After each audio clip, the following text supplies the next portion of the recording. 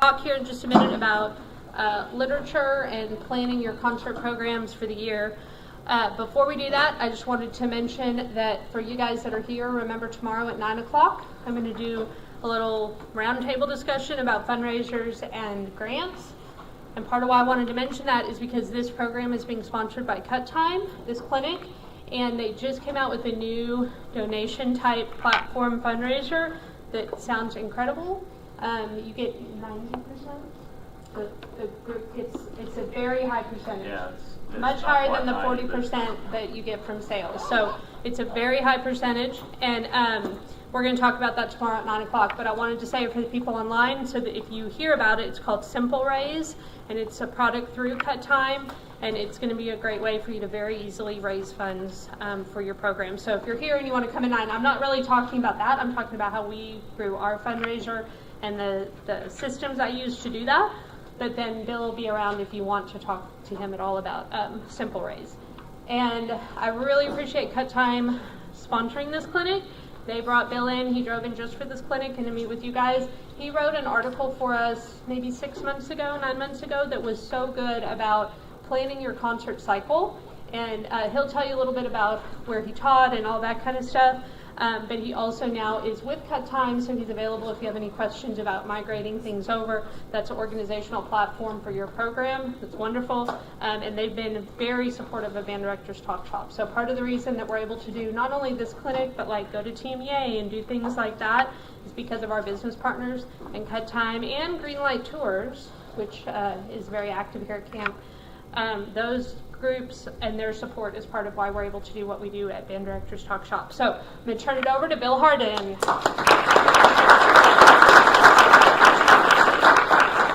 Thank you so much. My name is Bill Harden. I taught for 30 years in Odessa, Texas. I actually met Tamarie when her baby, who is a senior in high school this year, was born. So back 50 years ago or so.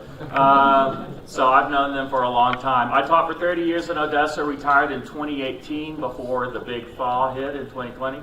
And then taught at Harden University for 5 years before going to work for Cut Time last July. Actually, July 10th was my first official day a year ago. So Corey Black, who owns Cut Time, who owns Greenlight Group Tours, is actually my boss, and he was in my very first beginning band class at Bowie Junior High School in 1990. So we go back a long way, and I'm certainly glad to be here. And he's a WT. WT grad. He taught for 4 years in Florida, and then he had met this girl, wanted to see where things are going. They have 2 beautiful daughters. They started Greenlight, and he's just doing amazing things. Great young man. If you ever are at convention, wherever you live, if they have a booth there, you should stop by and talk to ask for Corey at either Greenlight or Cut Time booth, and he is they're just the nicest people in the world. So thank you so much for being here today. I will admit to you right now that everything that I'm going to talk to you about, I learned from talking to other people. I spent lots of time talking with different band directors, watching programs. So if I learned something from you and I forget to give you credit for it today, I apologize in advance. Please accept that I'm just an old person and you're lucky that I remembered to put on my pants when I got up this morning. So thank you for being here. So as you all know, as we can all attest, being that we are all band directors, we have a crazy busy job. It is one thing after another. Marching band goes straight into all-state auditions and then straight into solo ensemble. You've got to prepare for your concerts. You've got to do budgeting. Your principal wants you to get those lesson plans in every Sunday before the week starts. There's just so many things drawing our attention and asking for our time. So how do we keep the big picture in mind while making sure we get all the minute details in place? One way is to create and stick to a clear concert cycle roadmap. This is by having a schedule of what you need to accomplish, the goals that you want to accomplish in order to get to those performances, you're more likely to get them done in a more efficient manner. So that's a really important part. This is not a strict schedule. We're not talking about we're going to do this day and this day and this day. Instead, it is a general list of goals that we put together about what we need to accomplish from day to day in order to make sure by the time we get to the concert, we are ready. Now, your administration would call this a lesson plan. In all honesty, this is basically talking about a lesson plan. But how many of you get so tired because your administrator says, this lesson plan doesn't look right? It needs to fall into this category because that's how it's easier to teach math and English and science. So our lesson plan is different. What we do, it has to be different. And so you're going to come up with these goals, and then at the end of today, you're going to decide, did I get to the goal? Do I need to alter what I'm going to do tomorrow? So yes, we're constantly reevaluating. But it is setting a set of goals in place so that we have a chance of getting it done in as quickly amount of time as possible. So, sorry about that. So for our purposes today, I'm really going to talk about the spring semester. It's not that what I'm talking about doesn't actually apply to what's going on in the fall. But most of the time, your fall is marching band, pep rally band for middle schoolers. You're doing all region and all that kind of stuff. So I'm going to talk about the spring semester, but you can apply the principles as you see fit. So obviously we're going to start with the schedule. You've already planned your schedule for next year. You've given your students a calendar for what's going to happen next year. So once you get that calendar set, then you've got to sit down and say, okay, well, what do I need to get done? So let's talk about the spring semester. We start in January. All fall long we've talked, if we're at the high school level, all fall long we've talked about marching band, playing outdoor sound. So we're coming in, we're trying to play with our inside voices now, trying to get some things more solidified, more concert band type sound and focus. So we're going to decide, when is that first concert that we're doing?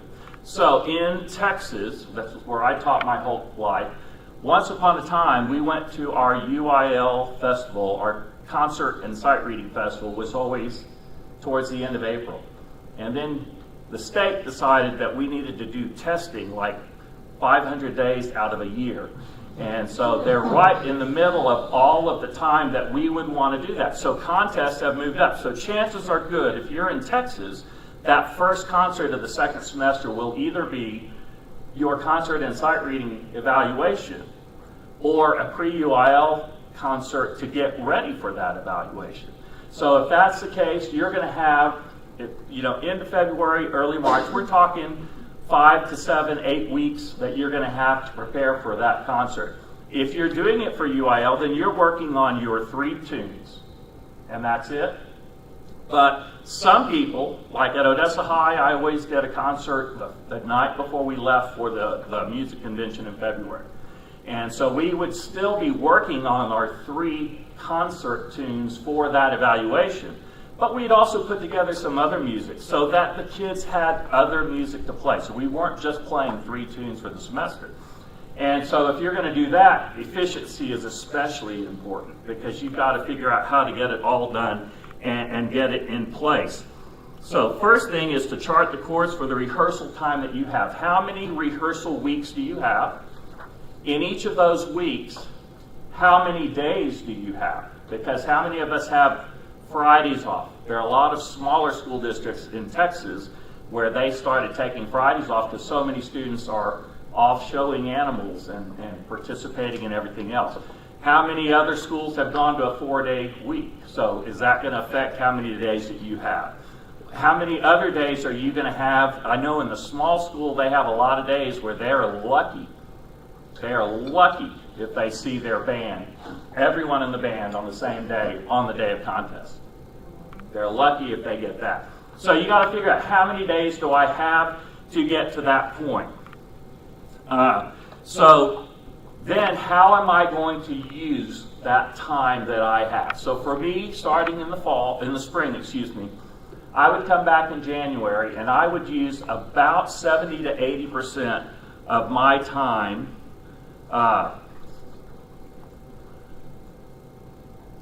70 to 80% of my time I would spend working on warm-ups, which, as Emery talked about in the last thing, My friend Rick Villarreal calls those ensemble development or daily drill. And how many of you have a lot of students who are involved in athletics? All right? And what do they do in athletics? Practice. And what do they call those practices? Mandatory. And they call it drill. They do drill. They do drills on all their plays. So, right? So daily drill. They're used to hearing it that. So we would start the first part of that semester, we would spend about 70 or 80% of our time doing warm-ups, daily drill, ensemble development. We would spend between 20 and 30% of our time then working on the music for that first performance that we might be doing. The second week, what are we going to do? Same thing? Different. Probably close to the same. Third week, we'd start moving more 70-30, then 60-40, 40-60, 30-70, so that eventually we're spending more time on the music as we get closer to it. Does that mean that we're not working on the music for the performance? Well, absolutely not. Because do you need to play with a good sound when you're playing your concert music? Are they playing scales in their concert music? Do they have rhythms that they have to play? When you go to the sight reading room, are they going to have to recognize rhythms and style and all of that kind of stuff? So you're working on all of the details that are in the music. You're just working on it through a different way. So the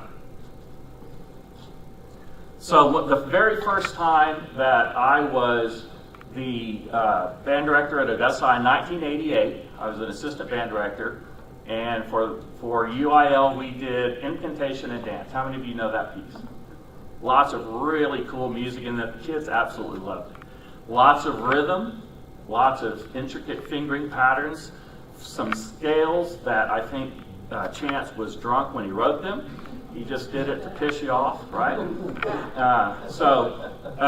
Before we ever touched the music in class, I took some worksheets that my mentor teacher, Ben Walker, had done or had gotten from someone else. I don't know where he got them from. But they had every rhythm that every kid had to play at some point in that piece of music. And it had all of those woodwind scales. And it was written out for every kid in the band. So even the trombone players were having to learn these god-awful scales. Did they have to play them in the music? No. Did it make them a better player? Yes. It kept them from having to sit there while I worked the woodwind scales and become idle problems, right? It gave them something to do. They became better players before it. So for 3 or 4 weeks, we worked on those in sectionals. We worked on those during that warm-up time. And then we put the music together. We were able to do a more presentable job of the reading. Did we play it perfectly? Absolutely not. But it got better as we went along. So that's one part of your warm-up. You can actually create activities that you can do based on the music that you're going to do. If it's a highly rhythmic piece, get all those rhythms, write them down. If it has lots of interesting scales, write it all out so that everyone in the band has something to do. So you're working on those things at the same time you're preparing for your music. It's just in a little bit different way. So a very important part of your warm-up period, or the ensemble development, or whatever you call it, is that it needs to be just as structured as everything else. I have been into many rehearsals where you go in, the bell rings, the director flips on their friend the metronome, and they start at the top left-hand corner of the warm-up sheet, and they play till they get to the bottom right-hand corner of the warm-up sheet. They turn the metronome off. All right, let's start with the march. And that's it. They played straight through the warm-up, so they did their warm-up, and now they go to their music. They've never once talked about what they were doing. They never once said, hey, that's not the right sound. Hey, we're not in tune. Hey, we're not starting at the same time. We're not changing notes together. In my last 5 years of teaching at Odessa High, I brought Rick Villarreal in. He watched my rehearsals, and one day after rehearsal, and this is, my last 5 of a 30-year career. Bill, you're not being careful enough in your warm-up. You are not, the kids are playing good sounds, they're in tune, but you never once mentioned the fact that they didn't move every single note exactly at the same time. You never once stopped them when they had an end that wasn't right. So even as a 25-year teacher, I still was learning. So it's important that you have the same kind of structure in that part of your rehearsal as what you're going to do on the music in order to get things done. If scales are a part of your drill period, then you have to make sure that you're making sure the kids are learning. If all you do is say, okay, we're playing the B flat scale, metronome on, go, all right, now the C scale, okay, now the F scale, and the entire band is playing it, I guarantee you, probably half your students are not playing the scale, or they're not playing the right scale, and they're not playing good sounds. They're hiding behind the people who can do it. If all you ever do is unison, then it's not happening. They're not learning that. So you have to find ways that you can work individually. So that could be, okay, flutes, let's hear you. Okay, clarinets, let's hear you. Okay, let me hear all of the first chairs. And Cindy Bullock, my friend, and Tamarie's first boss, is a master teacher, and she had a bucket, and she put every kid's name in that bucket 7 times. And she would pull the name out, Tamarie, play your F scale. And then she'd pull the next name out. And guess what? It could have been Tamarie, play your C scale. You know, it could have been the same kid. The kid couldn't go in and pull their name out because they couldn't get all 7 out. There's no way they were going to get all 7 out. So Randy Story called that the bucket of joy. Because of course you know the kids were joyful when their name got pulled. So if you're going to do scales, it's important. Sorry, I'm not really paying attention to all these things. If you're going to do scales, it's important that you find ways to make sure the students are learning the scales. Now, scales, the best time to learn those is probably in a sectional type situation. If you are lucky enough to have an assistant or to have somebody that you can call in to help on occasion, let them take them out and work in class if you need to do that. But if you're going to do scales at all, then make sure that you are doing independent listening, that you are listening to individuals. The other thing that I would do, and Ben Walker at Crockett, he would assign a scale a week. And they would rehearse that scale every day during that week. The next week on their sectional, they would have a grade on that scale, on the scale that they did the week before. In the meantime, Monday morning, they started their next scale. They went through all the scales, and then they went back to the beginning and started working over again. So I did that as well. I also we would go in, we'd play the scale in band. At the beginning of the semester, about 3 weeks in, we would play the scale as a group together, and then I would point to the first chair flute player. And she'd play, and then we'd all play together, and then I'd point to another first chair. Eventually, I pointed to the seconds and the thirds, and by the end of the semester, I would point to the last chair clarinet player, and they were expected to play just like anybody else. It put some pressure on them to hopefully go home, prepare, so that the next time they came to class, if their name got called out of the bucket of joy, or if I called out like that, maybe they would have done something to fix that. I didn't chastise them if it wasn't great. I encouraged them. I made some comments, but we went on and we just kept going. It's just important that you find ways to listen to the individuals rather than just doing it all in the class. So there are many published warm-ups that you can use. Don Hanna has one. He's West Texas related. But there are others that you could use. There's nothing wrong with using a published warm-up. The problem is if you start at the beginning and play to the end without ever talking about what we're doing within the warm-up, then you're losing the point of ensemble development. You have to take the time to address what we're doing as we go. So if that means that we're going to do lines 1, 3, 5, 7 today, and tomorrow we're going to do 1, 4, 6, 10, and 14, and then the next day. But what we're going to do is at the end of that day, we will have that particular set of warm-ups that we did at the very highest level that we can get them to, rather than we would have just played through all of them. Because it's not doing you any good to play through all of them unless you're really making sure that what they're doing is really good. once you get into the music, you then have to prioritize your focus in order to make the most of the time available to you. So if you are going through every day, I'll tell you, again, I'll tell on myself, that first year at Odessa High, 1988, I was doing Trombone King March, Yorkshire Ballad, and Incantation and Dance. We had about a 58-minute class period. Don't ask me why, because that was weird, but we had a 58-minute class period. And so we would start class. I was first year teacher, second band. We'd do very little warm-up. I don't know what it was at that point. I can't remember that much. And so we did our little warm-up, and then we started with the march. And so we worked on the march, played through it, got to the end. So we moved to Yorkshire, and we worked on it, we played through it, and made some corrections or whatever, and then we started Incantation and Dance, and we worked on it, and we got stuff worked out, and we got to the end of that, and I was so excited, and I looked, and I had 10 minutes left of class, and I'd gotten through all 3 tunes.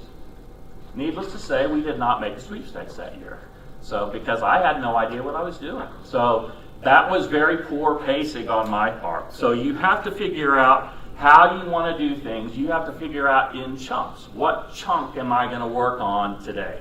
Or literally, what chunk am I going to work on tomorrow? And I'm going to go from point A to point B, and this is the things that I need to get right. And maybe write it down on a piece of paper and have it sitting in front of you so that you can be sure that you cover it. If you don't get through everything that you need to do from one day to the next, then be willing to go back and reevaluate what I'm going to do tomorrow. Because you don't need to necessarily keep going on if you didn't get what you needed.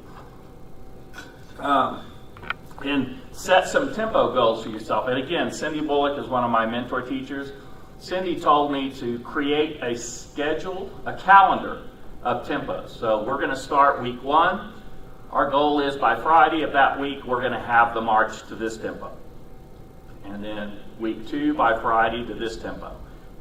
By this tempo. And so each Friday, and literally it was in a calendar and that I gave to the kids, that I could give to the kids so that they would have that. Now again, you have to reevaluate. If you were really aggressive and you're not quite ready to go to that next tempo, then you may have to reevaluate and pull it back. On the other hand, if you were real conservative and the kids surprised you because they actually did go home and practice every day, you might need to move that schedule up a little bit. But that was, I thought, a really good thing to do to make it work. Another important element is keeping your cycle moving. And that's where the story about how that first semester for me was. I did not do a very good job at that. So then as I gained more experience, it got worse. So then I would get in the middle of rehearsal and all of a sudden the bell would ring and I would have just done one piece and maybe only 12 measures of one piece because I wasn't paying attention. So that's not a good way either. Because when you're doing that, it's just the kids get bored. You're beating a dead horse. If you spend that much time on one piece, in one period, then you're beating a dead horse. You're not going to get all of your music covered that you need to do. So having a plan in action helps that. Overextending your focus can almost certainly transform the classroom from a haven for music education into a classroom full of idle minds. Think percussion. So you have to keep your rehearsal pace moving forward. Another example, Charles Nail, again, another of my mentor teachers, one of the greatest band directors, in my opinion, that's ever graced the state of Texas. But he was my fine arts director, and I invited him to come into my rehearsal one day when I was at Bowie Junior High School.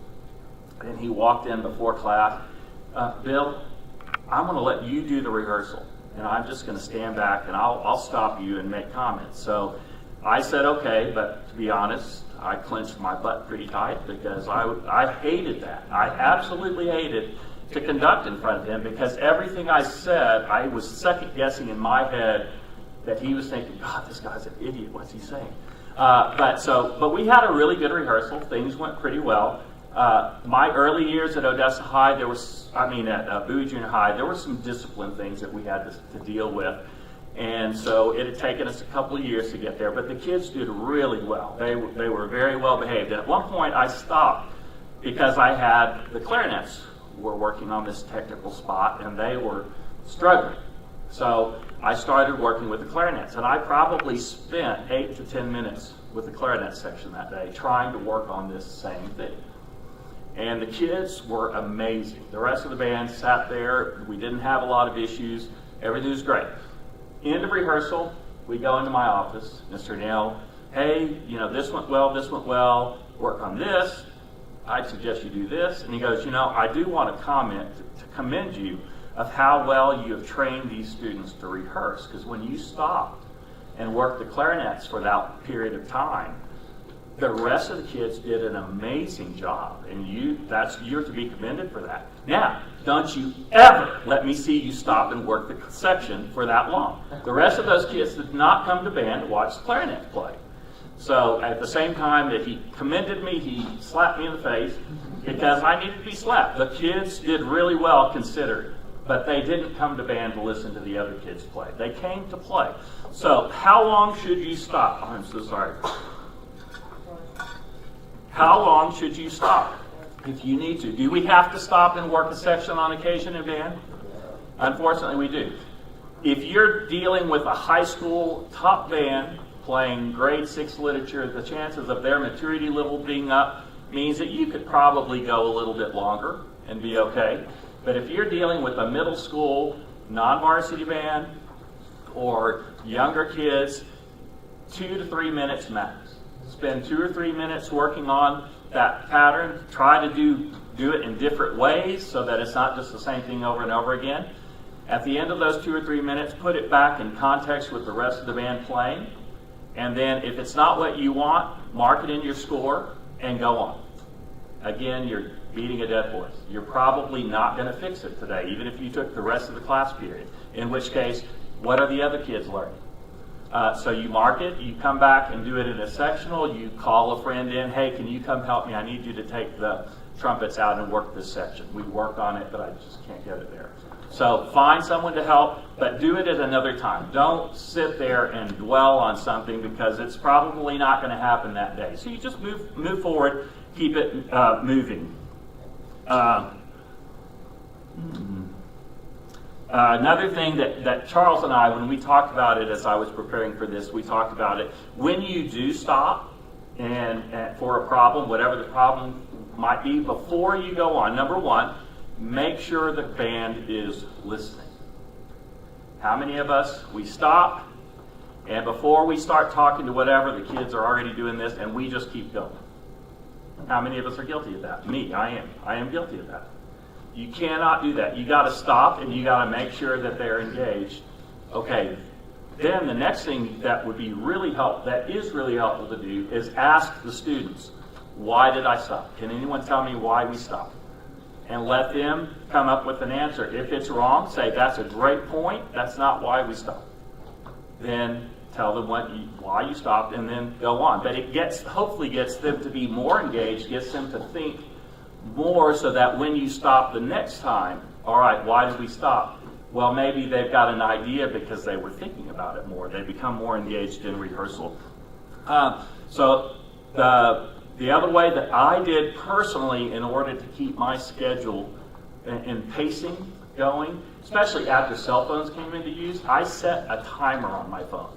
And I would, if I was going to rehearse this piece for 10 minutes, then I would set my timer for 10 minutes after that.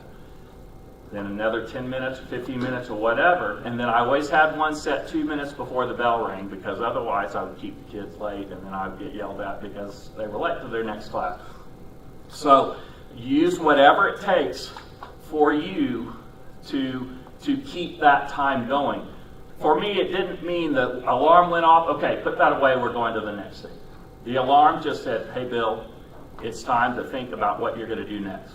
And so we would try to wrap up what we were doing there, go on to the next thing. That way we didn't get all tied up in that. Now, while we are diligently working on these tunes that we're playing for our concert performances, whether it be concert and sight reading festivals, whether it be concerts for your parents, whatever, But if you're doing the festival, you got to be working on your sight reading skills as well. And the fact is, students who read better enjoy playing music better. How many of you have noticed that when you read a new piece of music, if the kids play it pretty well, they like it and they feel good about it. And if they don't play it very well, that piece sucks. Why are we doing that? As a college kid, before some of you were born, we were doing George Washington Bridge. First day in rehearsal, oh my God, this is the worst garbage I've ever heard. Why would anyone play this? A week later, this has got some pretty interesting stuff in it. And by the time we put it on stage, it was like, this is a really cool piece of music. But that first day, I couldn't play it. And we couldn't as a band play it for sure, and so we didn't feel good about it.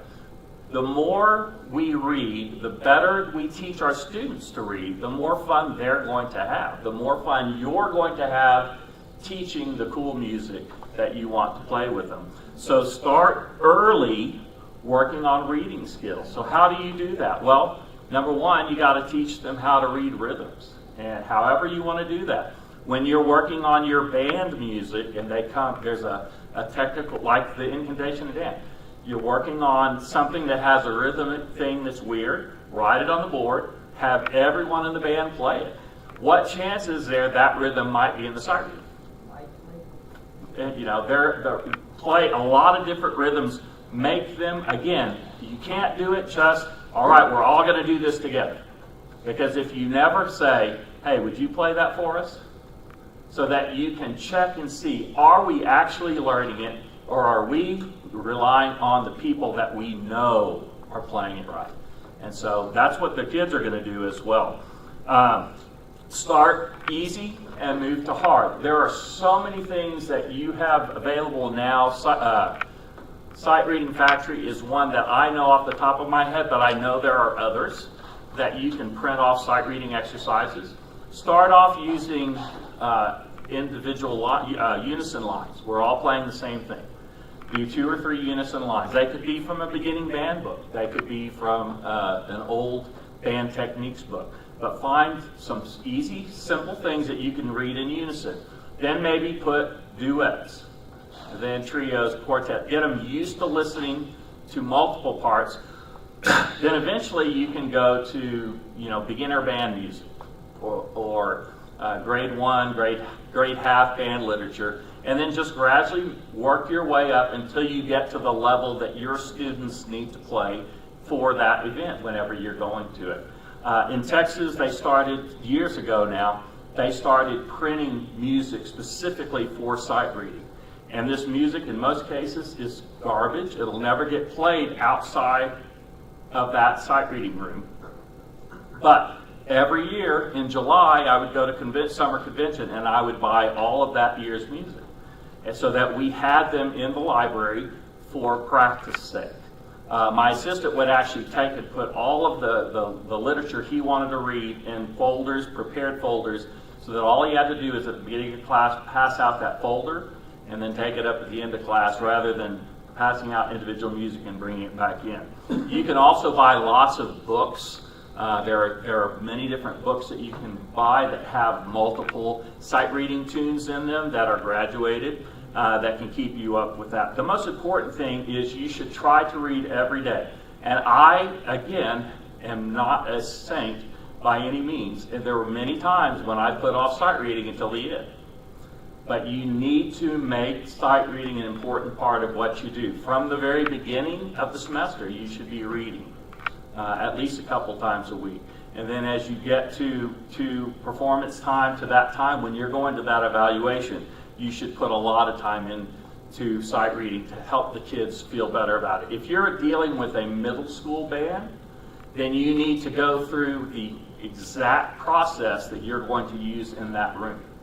The students need to know exactly what's going to happen that day. So from start to finish, we're going to come in, we're going to sit here, okay, we're going to take this amount of time that I get to talk to you about it, and then we're going to play. And so they need to know exactly what's going to happen. So if you're at the middle school level especially if you're in front of a group of kids who have never done it before. Your older kids have maybe gone once before and done it, but you just got to take the time to let them know exactly what's going to happen. All right.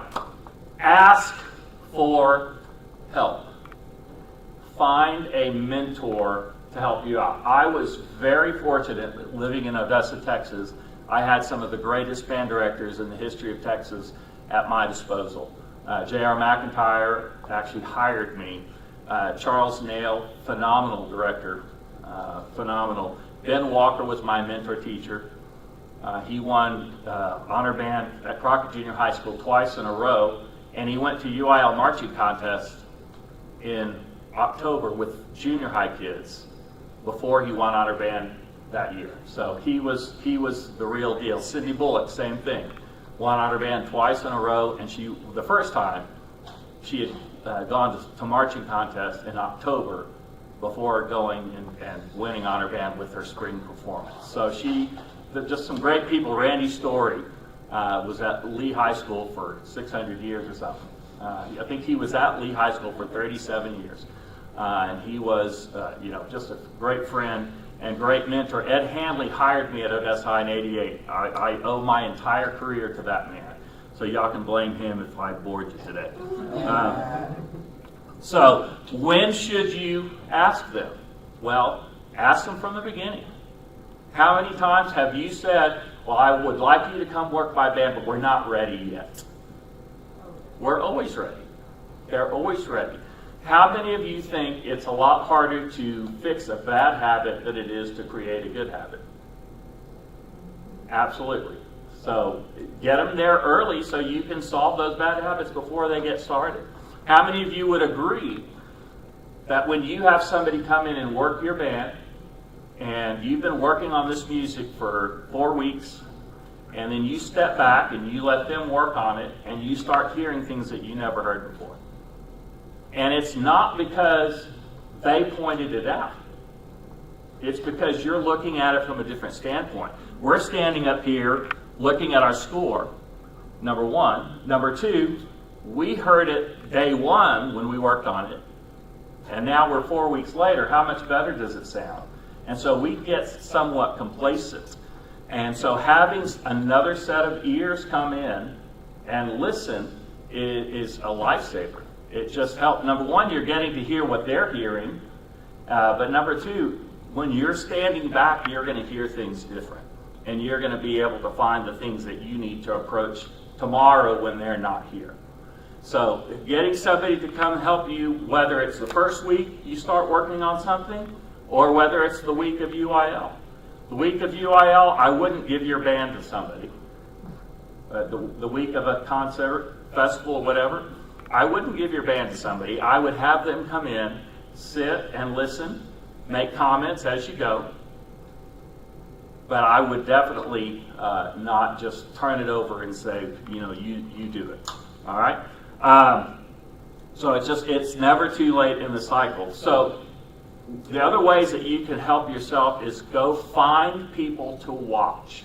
Wherever you teach, there is probably a good program somewhere around you that you can go take a day and go watch. For many different times, I took my spring break.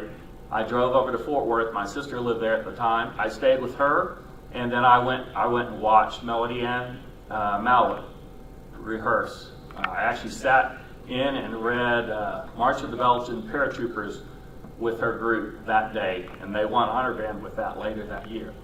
But I was there for that first day. Another day I went and watched Deborah Haberay, and I watched Alan Hanna, who is connected here to West Texas.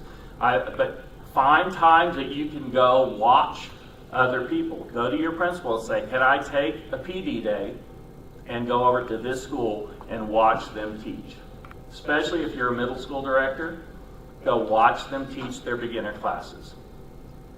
There are things you can learn, good and bad. You can find things that you don't necessarily like about what they do, but you're learning something. But chances are you're going to find some good things that are going to help you a lot. Another thing that J.R. McIntyre told me once upon a time is you have to do what you do according to your personality. And I was talking to him. I think something in my life was not going as well as I wanted, or I was struggling with something, and so I had asked him. He was retired, but I went over to his house and sat with him, and we talked. And he said, "What you do is fabulous for what you do. If you were to try to do what I did, you would not have the success that you're having right now, because you are not me, and I am not you." And of course, in J.R. McIntyre's day, it was a different time for band. And so there are some, there are people older than me that can tell you it was, in those days they could be tyrants. But he just was like, what you do is great. It's just different than how I would do it. But you shouldn't change, because you are you, and your kids love you because who you are. But it is a matter of just finding the way to organize your time in such a way to get the most done. How much time do we have? 8 minutes total. Okay. Minutes total. I think that's the last of my slide. So anyway, I hope I didn't bore you to tears. I hope I didn't forget anything in my script. But if you have any questions or comments, I'm happy to answer them. If you are a music educator and are not currently using a program to help organize your program, I would encourage you to reach out. And there are several out there. In my opinion, obviously, Cut Time would be the right one to choose. But of course, everyone has to do what's best for everyone else. But I'm happy to sit down and talk with you. If you tried Cut Time once upon a time, it sucked. When it first came out in 2018, I tried it. It sucked. And in 2020, it was bought out, and they started the process of rebuilding it. When I started in July of last year, it was doing certain things. What it does today is way beyond what it did last July 10th when I started. And it's continually updating. They're very open to suggestion. So if you are a past Charmed user, especially, there are a lot of Charmed users, but it has made so many changes for the better. It is getting better every day, and I would be more than happy to demonstrate it for you. I'll be here the rest of the day. I'll be here tomorrow in the lounge area. If you want to come by and talk to me, I am happy to sit down and show you the benefits of what it can provide for you, just from the standpoint of making things a little bit easier. The instrument checkout is just incredible compared to what it used to be. So They also have financials, communication. it has financials. You can send. So we are, and this is, we are a mobile-based platform. So we tend to send stuff through text messaging, which a lot of people are a little concerned about that. The email is about to be there. You're about to be able to choose either or. But the fact is, if your phone dings, what do? And when your email comes in, when do you look at it? Ever? How many of your parents look at emails? Well, they don't, but they're on their phones all the time. I jokingly say, if we could figure out how to send messages through TikTok, it would solve everything until it gets shut down by the country. But still, it's very cool, and I would love to show you that aspect if you'd like to see it in the process and how it works. What time? Will you be there by 8 tomorrow? I can be there whenever. How many of you would go before? Well, we have a meeting at 8:45. Okay. So that way, if you get there early and you want to talk with him before so you can observe, he'll be there. And if not, I'll do the 9 o'clock fundraiser, and then you can talk to him, or you can talk to him instead of listening. Yeah, and I have a business card with me. If you'd like a business card, you just want to reach out to me.